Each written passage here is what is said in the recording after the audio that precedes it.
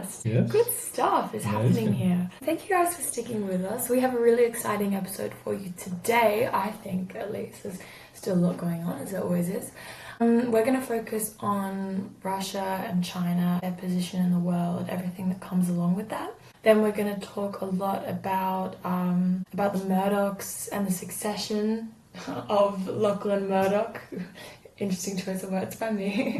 Of the succession of Lachlan Murdoch to now being the chosen heir of the Murdoch dynasty, I'm going to call it. And then we're going to talk about Jacinta Price and her recent actions and Susan Ley and everything happening in Australian domestic politics, as we always do. An Australian segment at the end. Yes. But yeah, we're going to start off with Russia and China. And China very recently had a huge military parade, which we were talking about in the last episode. But now it's happened. There was a huge demonstration of force and of China's military, which has obviously been growing year after year. It was in celebration of it being 80 years since the end of World War II. A rather bizarre thing for China to be celebrating, you know, when you think about it in the grand scheme of things. I don't think that that's one of their top priorities, but I suppose that it's a good thing that you can't argue against it. And obviously Putin was there, he was invited. Kim Jong-un was invited. Narendra Modi, of course, the Iranian leader as well, and a bunch of others, you know, not typically democratic leaders, I think, were invited. And interestingly enough, Dictator Dan Andrews from Victoria was also invited, so maybe his nickname Dictator is what got him an invite to the parade. I think that's what we're all thinking, right? Maybe that nomenclature was what they had on their invite list. Exactly. But Bob Carr was also there, but didn't attend the parade and was Maybe sort of very apologetic on 7:30 Report about he went there as a guest at the memorial and met all these diplomats, but he wasn't at the parade and la la la. So Dan Andrews has a lot of explaining to do, but I suppose he's out of politics and doesn't really care that much, but it wasn't a good look for him. Well, definitely. I mean, it's like regardless of whether you're in politics or not, you are representing your country. And I mean, it shows something about the disconnect and, I don't know, even amateur nature of Australian politics that we would allow someone like Bob Carr to present himself as an individual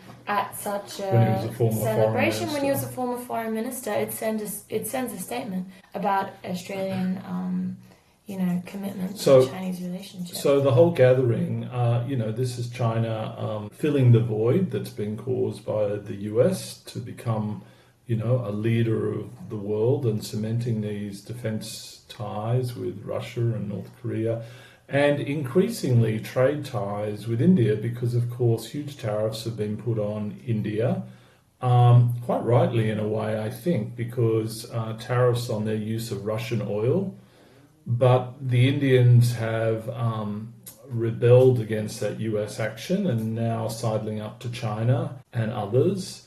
And so again, I think Trump has misjudged the ego and the pride of countries, etc., how you can't just bully and force countries into submission, and has ignored traditional elements of diplomacy. Well, yeah, for sure. And I think it's interesting that you bring that up because in Xi Jinping's speech, he said China will not be bullied. That was the main, the core of his speech. And so it's an obvious rebuke to everything that Trump's been doing. It's a statement saying the world is going on without you, whether you're participating in it or not. And it seems to me that China is now the greatest power in the world. I don't know about you. I think that Western media is very hesitant to say that because they're scared about what it could mean.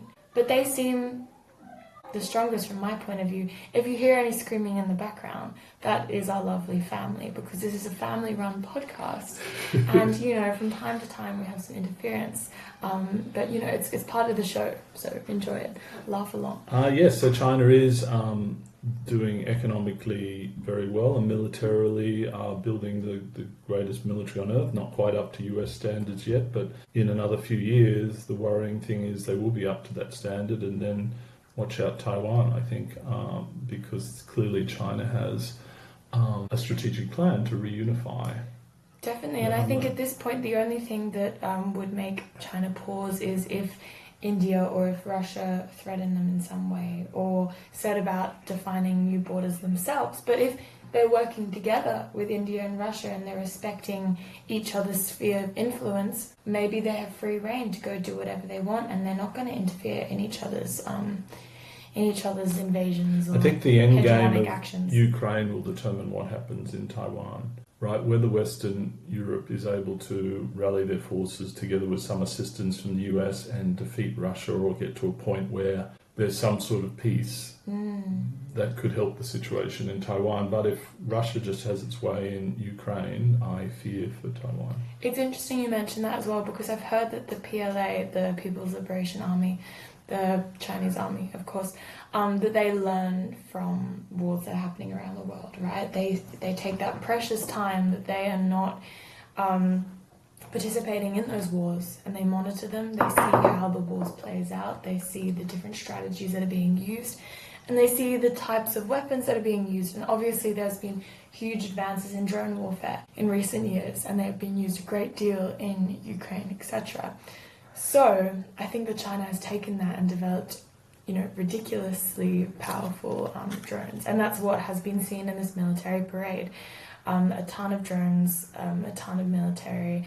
Every single section of their military. I think the women's units, like the squadrons, the rockets, everything. They're really saying to the world, do not mess with us, and it also is an act of deterrence, not just a call to respect, but it's deterrence. It's saying don't mess with us, we will mess with you back. And it's almost saying to Taiwan, get ready, because I don't know what they're in for here. It's a terrifying position to be in.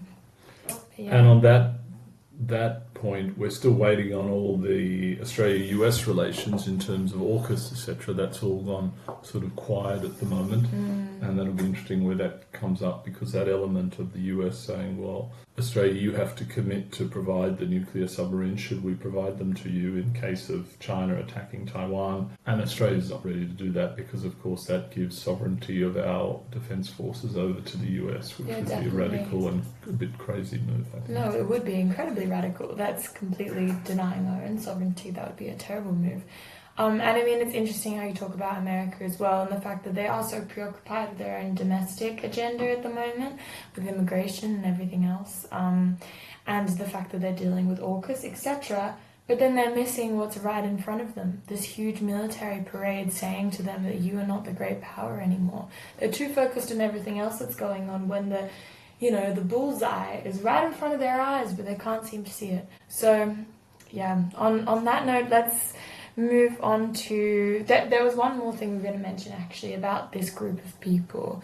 I'm not sure what we would call them, this group who attended. Some would call them the unaligned group. The unaligned, I like this. But this group of people, Russia has recently been found out to be interfering in more flights. They interfered in one of Ursula von der Leyen's flights. The EU... the council, I think, president. And they neutralized the GPS systems on the flight, so the pilots had to find a safe place to land because they could no longer look at the GPS. And that level of interference into a really powerful and well-known European leader is quite shocking, I would say. I don't know about you. So they're not holding back anymore.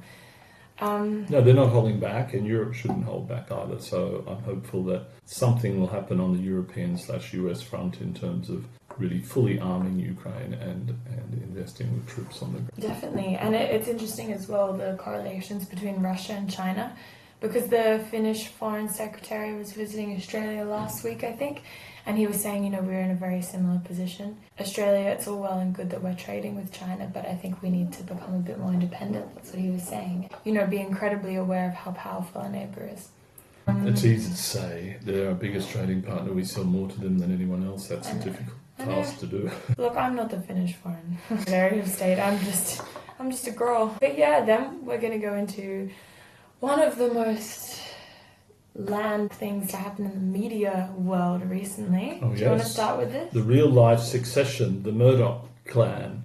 So the story, for those of you who don't know the background to this, is that there was a family trust established many years ago which provided all of the Fox Corporation and all the affiliate companies, and they were to be divided amongst all the children of Rupert Murdoch, according to the family trust. Now, Rupert wanted Lachlan, i.e. the more right-wing pro-Fox News son, to be ultimately in charge of the whole thing. So there was a law case in the US recently, maybe about a year ago now, to overturn the family trust. Rupert and Lachlan were defeated. So the family trust held, all right? So James and Elizabeth and the other siblings had that. So in order to clear things up, Rupert is 94, so they're worried how long. In order to clear things up, they've reached an agreement, a landmark agreement over the last 24 hours, is that all the other siblings, James, Elizabeth, etc., will be paid out 80% of the value of their Fox shares as of Friday's close. The last negotiation was 50% of the value, and they didn't agree to that, but they have agreed to 80% of the value.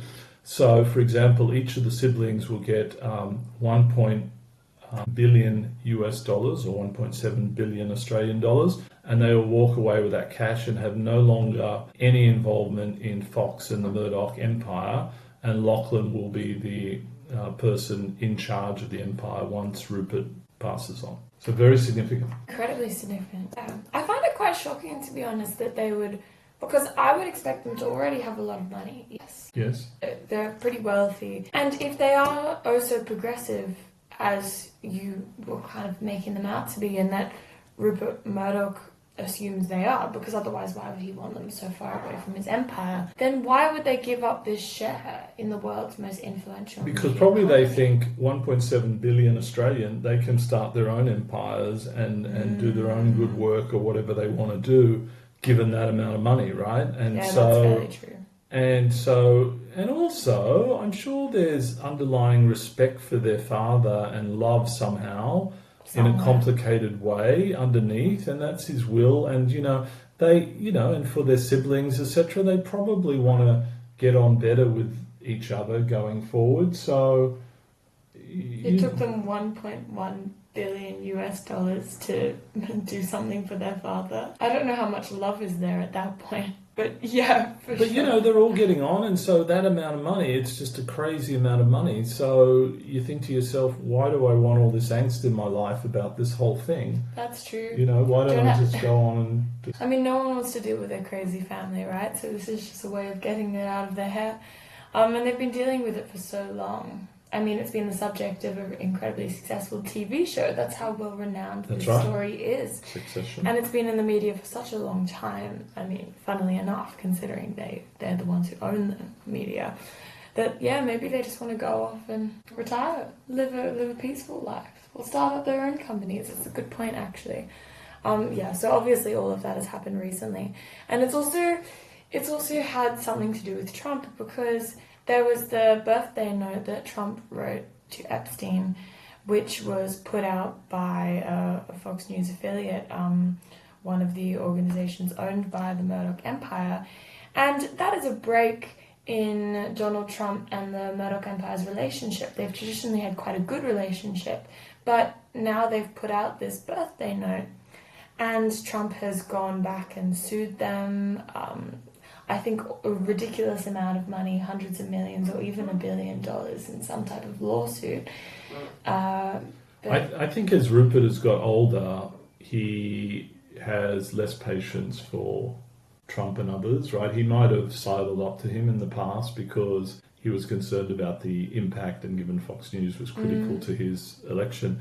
But I think my sense is as he gets older, he gets less patient, or has less patience for these sorts of things. Definitely, and I think that this is one of the landmark things to happen in the Trump administration so far, right? Epstein is a breaking point for most people. Epstein is a step too far. I think most Americans believe that he's a horrific individual who obviously deserved his prison sentencing because he ran a global trafficking ring. It's disgusting. It's not, the issue is it's not clear what Trump's involvement is yet, and how much his involvement is. That's the question. I'm aware of that, but the fact that maybe Epstein would have felt like he'd been betrayed in some way. He believed Trump was a good person, had good relationships with, respectable people, finds out Trump had this secret relationship with Epstein, feels betrayed that Trump would respect someone of his disgusting caliber, and then decides, hey, look, I feel betrayed by this. I think the people need to know,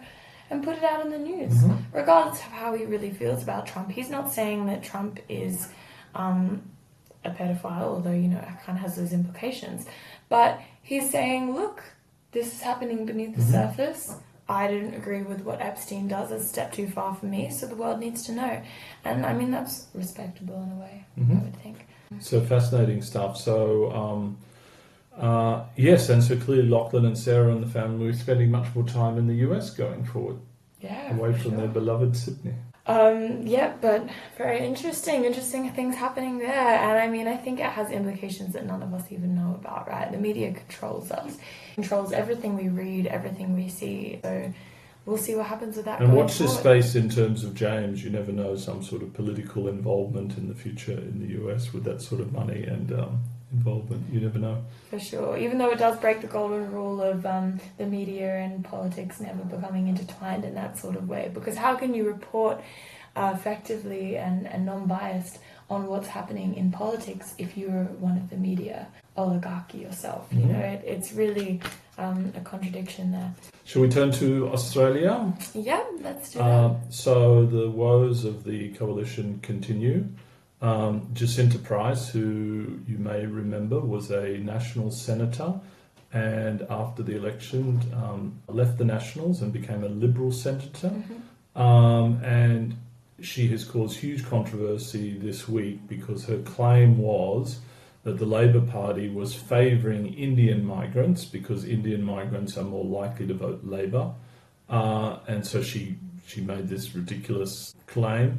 Of course, it offended the entire Indian community, and on the back of all these anti-immigration protests in Australia, they felt very vulnerable being called out as a group of people getting sort of preferential treatment. I mean, it's just not true, right? Australia's immigration policy is unaligned to any nationality, etc. It's based on a point system and people's talent and contribution to society, so it's just ridiculous. So you feel bad for Susan Ley, who's the leader of the Liberal Party, trying to keep all this together when she's got people saying, let's get rid of net zero. You've got Jacinta Price saying this. It must feel like you're managing a group of kindergarten kids. I mean, it must, but it feels strange that she even has to be in this position, right? There's hardly any moderate Liberal MPs left. It feels like, can't we just give her free rein to start a new party that's a little bit more central rather than having to wrangle every single far-right Liberal MP that remains?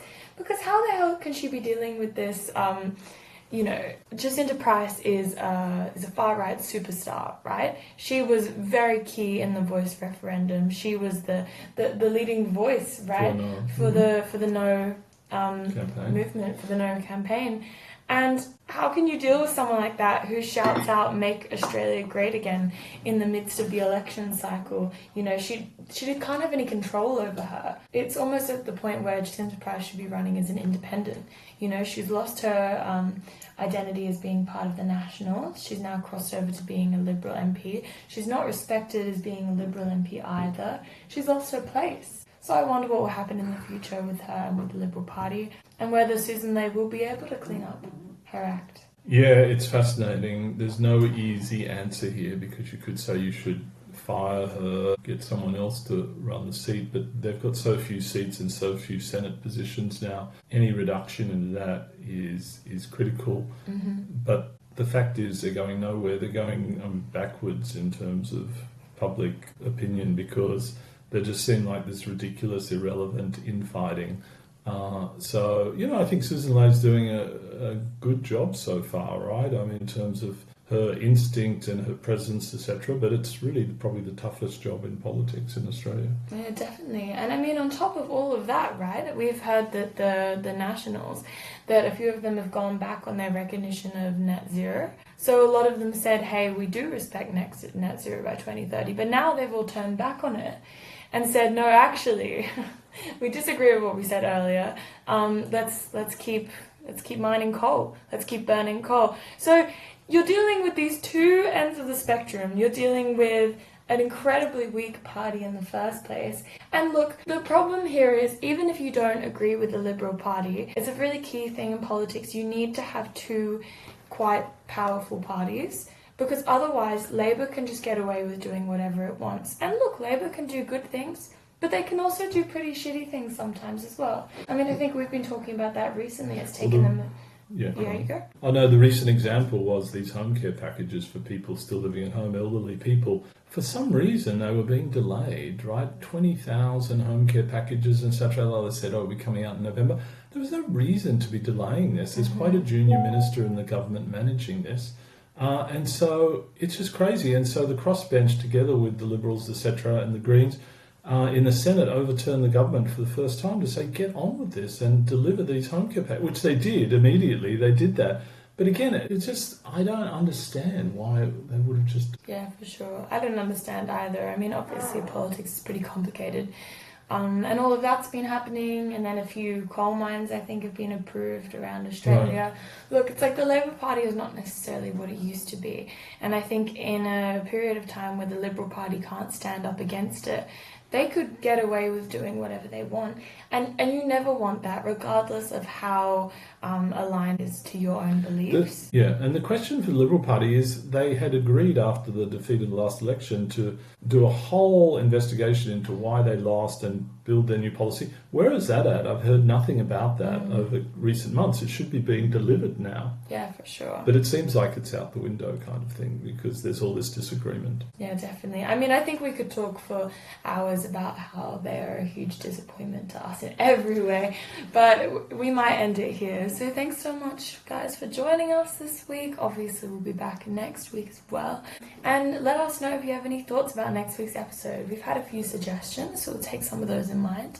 And wherever you're listening to us from, Spotify, Apple Podcasts, on YouTube, head on over, give us a like, subscribe. It really helps us. Thanks for listening. Thanks Bye. so much. Bye.